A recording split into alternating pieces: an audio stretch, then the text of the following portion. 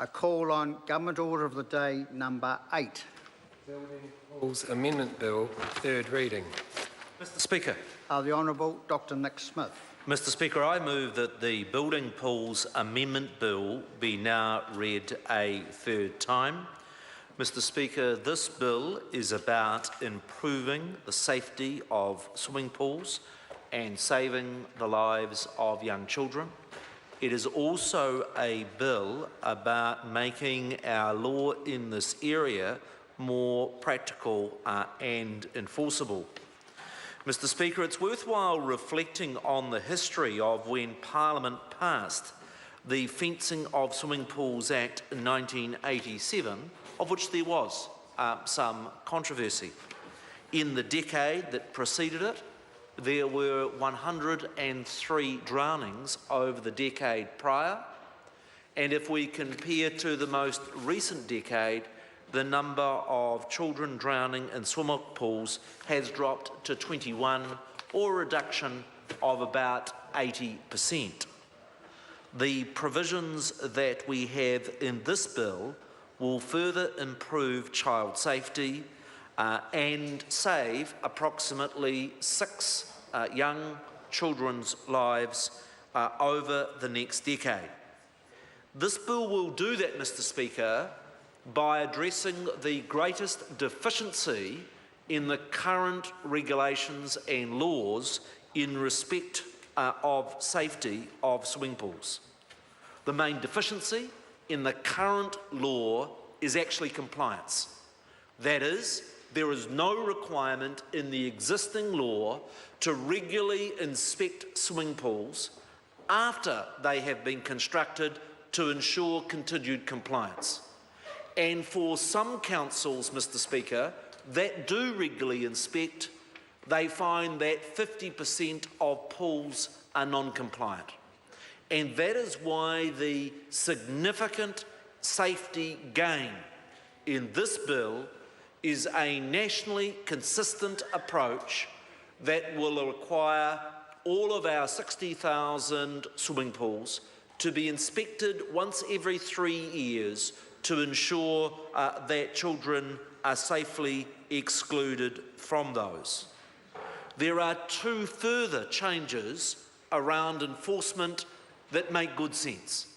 The first is that councils currently, when there is a non-compliant swimming pool, have the only choice of going through a full court prosecution with all the cost that goes for the ratepayer with that, and they do not have the power to give a notice to fix. And so it is a good, sensible, practical change that this law enables the councils to give a notice to fix and enables them to be able to impose infringement notices, as well as still having that option of doing a full court prosecution. And it is my view that those measures will improve compliance, and that is where there are big gains for improving the safety of young children. But, Mr Speaker, this bill is also about getting rid of some of the areas of regulation that simply are unpractical and not workable.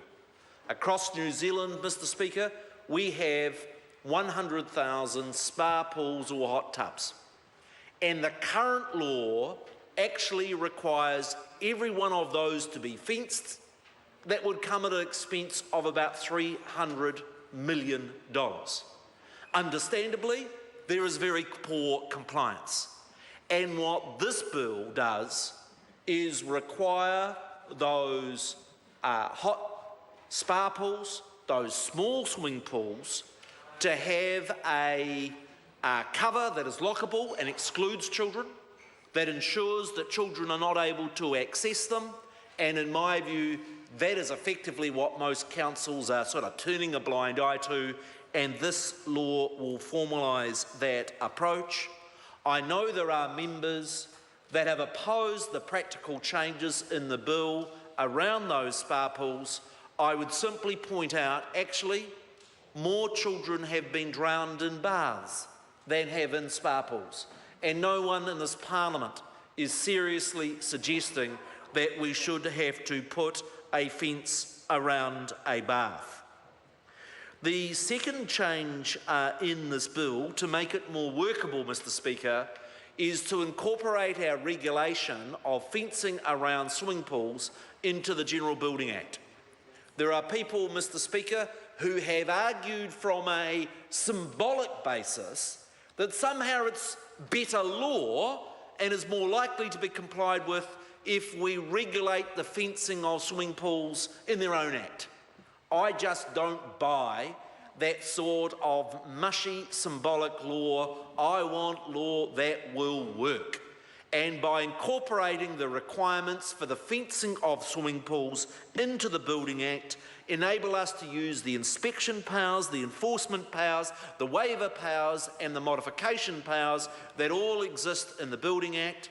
And Mr. Speaker, I put to this House, why would you have different rules around fencing pools as compared with the laws that require the fencing of high balconies that can cause fatalities? All the other safety requirements that we have of buildings and ensuring that they are safe.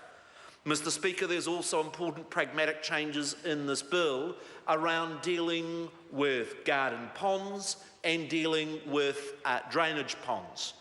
Current strict interpretation of the law is that your council garden pond where children go to watch the ducks and to feed them with pieces of bread are unlawful and should be fenced.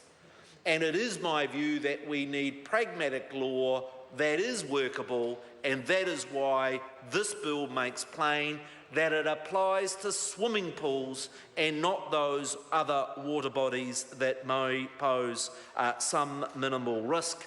Mr. Speaker, this Parliament should be focused on minimising the loss of life, but equally so, Mr. Speaker, it needs to be practical law that is workable for New Zealand citizens. Now, Mr. Speaker, there have been those that have argued that the law should be absolutely rigid and that there should be required fences on all four sides of every pool. We on this side of the House are more practical and understand the realities for families. For instance, if there is a pool of which there is a 20-metre cliff of which no child can reasonably get access, should we require that landowner to put a fence along there?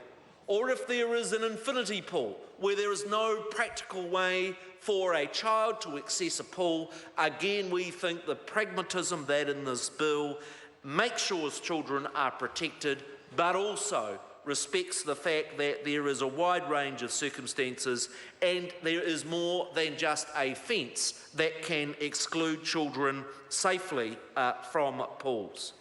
Mr. Speaker, the other significant change I want to note is this bill provides for independently qualified persons and not just councils to certify that pool fencing is safe.